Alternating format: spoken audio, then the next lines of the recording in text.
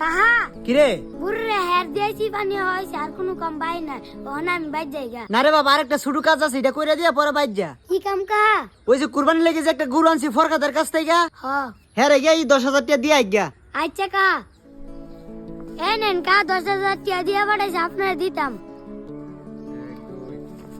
কিরে না 9,500 করে কাহা তো আমার এই টাকাগুলো দিয়ে পাঠাইছে। বাটপাড়ি কিরে সামাল লাগা হ্যাঁ আর 500 টাকা তোর কাছে আছে বাড়ি কর। বিশ্বাস করেন আমার এইগুলা দিয়ে পাঠাইছে। দেখ ভালো বাক কর নালে কিন্তু আমি চেক করবো। আমার কাছে আরো টাকা আছে কিন্তু কাহা আমার এইগুলা দিয়ে পাঠাইছে। এই যে 500 টাকা লুট বাটপাড়ি কিরে করে সামাল লাগা হ্যাঁ।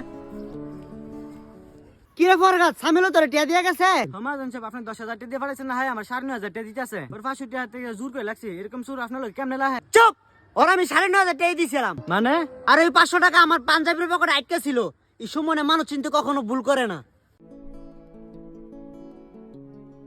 কিরে সামিউল হ্যাঁ কাকা ফরকাত দেখি টিয়া দিয়ে আইছস হ 10,000 টাকা দিয়েছি। তুই আর 10,000 টাকা দিয়ে আইছস কিরে আমি তো তোর 9,500 দিছি। আসলে কাহা আমি 9,500 টাকা গেছেন আমার গাড়ি থেকে 500 টাকা বুঝা 10,000 টাকা দিয়েছি। কাহা তোমার ভাই কাজ করি ঠিক আছে কিন্তু তুমি আমার নিজের সন্তানের মতো দেখো ওইখানে তো 10,000 টাকা কুয়া দিছ কিন্তু গুন্না দেয় 9,500 এই কথাটা তোমার লগে কইলে যদি কিছু মনে করতা এলে আমার গাড়ি থেকে দেলাইছি।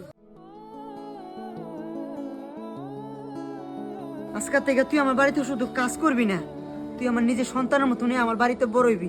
আমি মানুষ চিনতে ভুল করছি না রে।